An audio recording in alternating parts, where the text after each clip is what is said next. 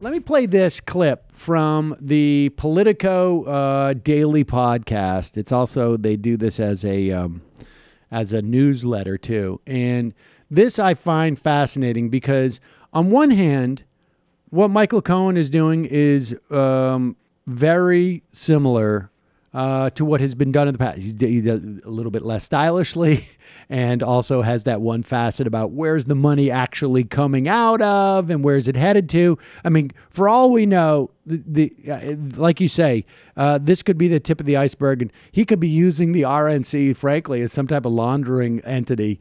Just, sure. God knows what this guy could have been doing. But listen to this attitude from Politico, because this is fascinating. They generally just deliver news, but they decided to do a little bit more editorial comment.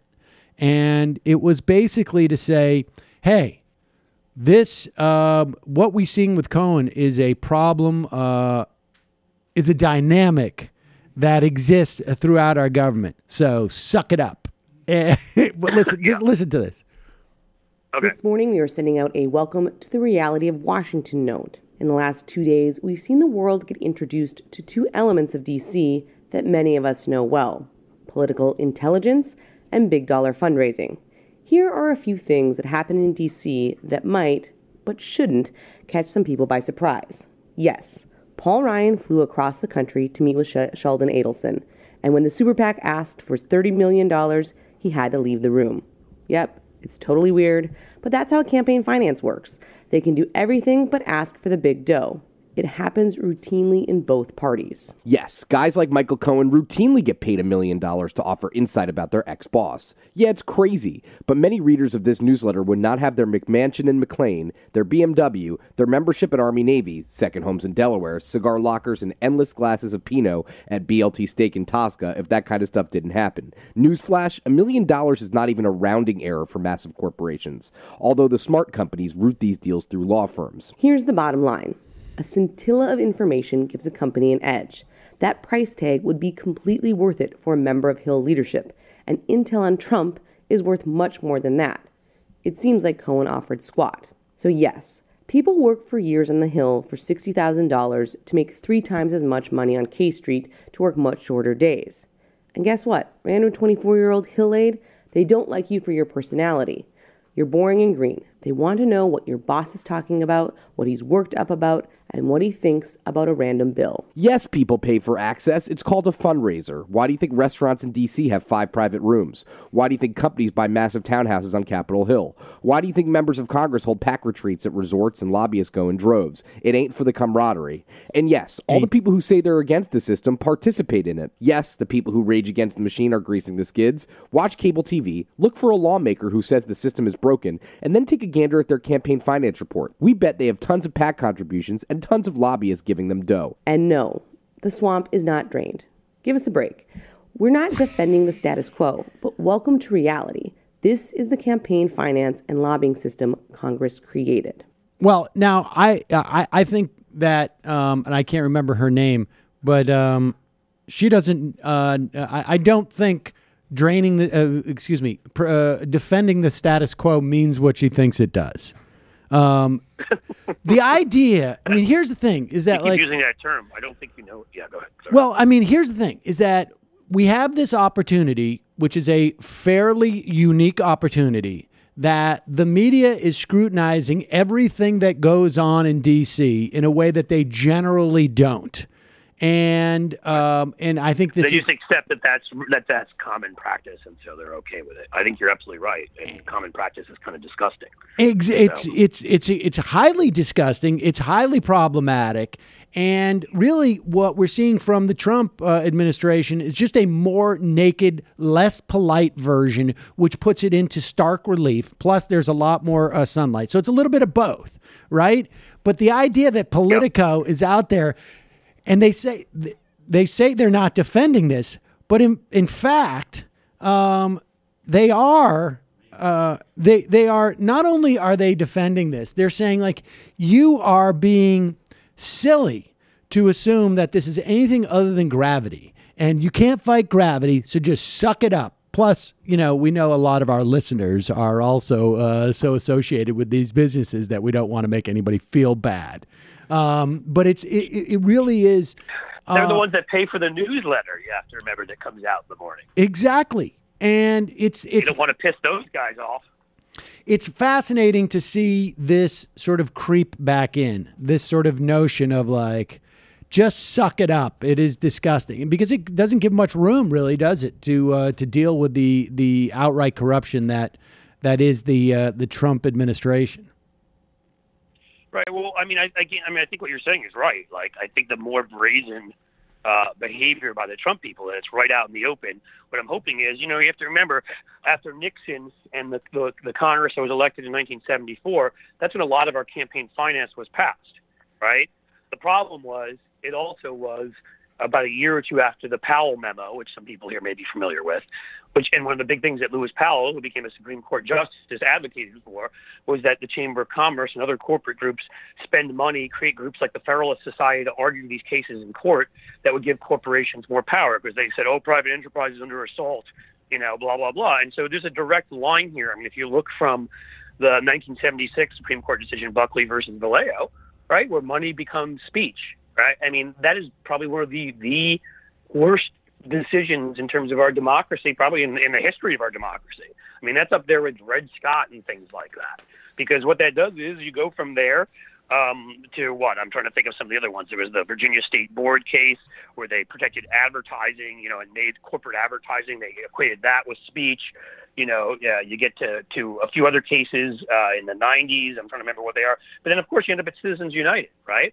And which just takes all of this garbage and builds upon that. So now you've actually got precedent, if you will, for 40 years where they've been, where they've been undoing. I know Citizens United also obviously, overturned certain states like Montana that didn't allow corporate contributions.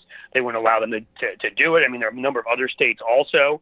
But that's the history of the right over the last 40 years. So it's no accident that we end up here. I mean, lobbying was always going to get more brazen. In the past, it was more of a culture of shame around it that stopped it from happening.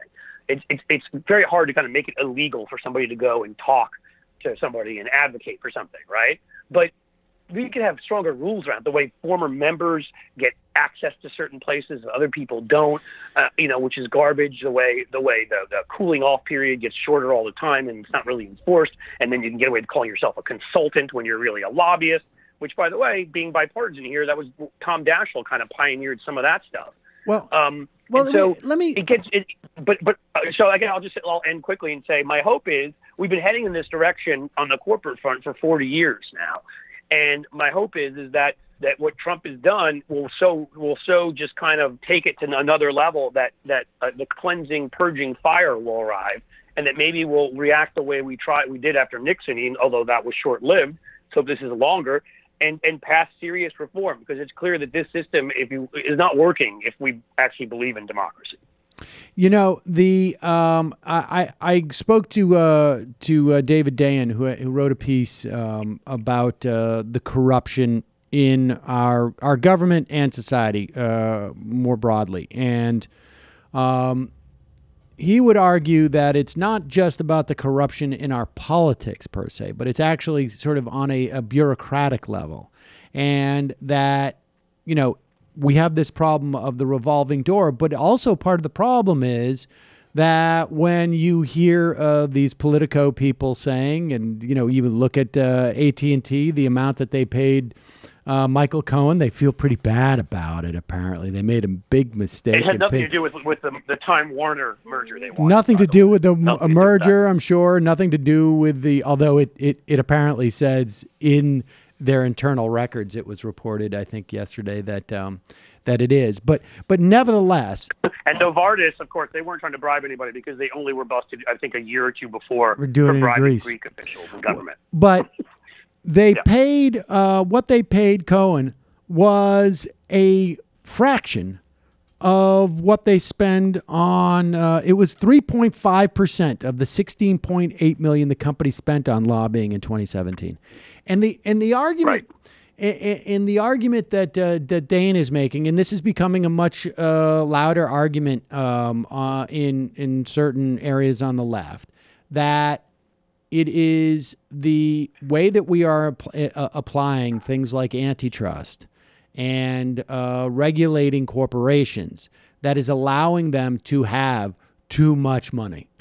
And I think that's it's and too much concentration of money. It's impossible for anybody to argue the opposite. If there's, there is no good faith argument anyone can make and say, well, that one doesn't have to do with the other.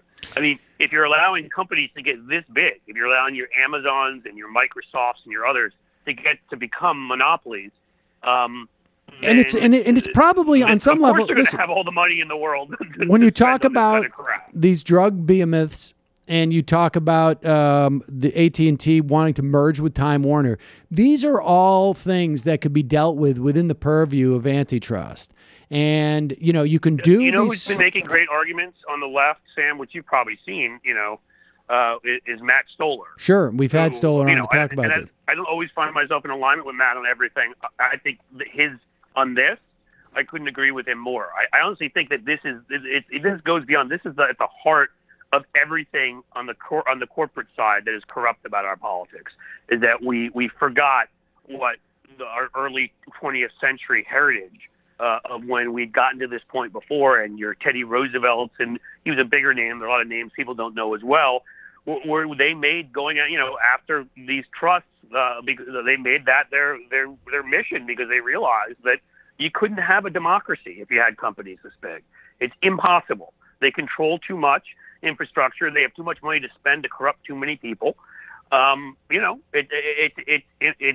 really does. I think we can't have a democracy. I think was that a Louis Brandeis quote? I feel like it was. Yeah. But you can't have this kind of wealth disparity and have a democracy. You can have one or the other.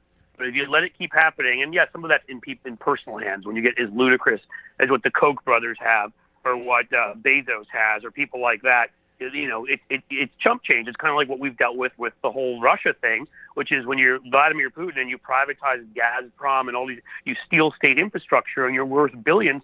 How hard is it if you can only buy Michael Cohen for $1.2 million and you've got billions to spend? That goes for Russian oligarchs. It goes for foreign dictators in certain other countries. It goes for big companies here.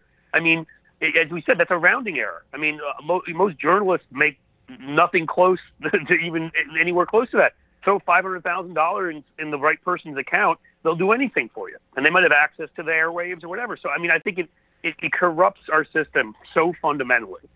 It's impossible for us to carry on and be a real democracy if we keep allowing this shit to go on.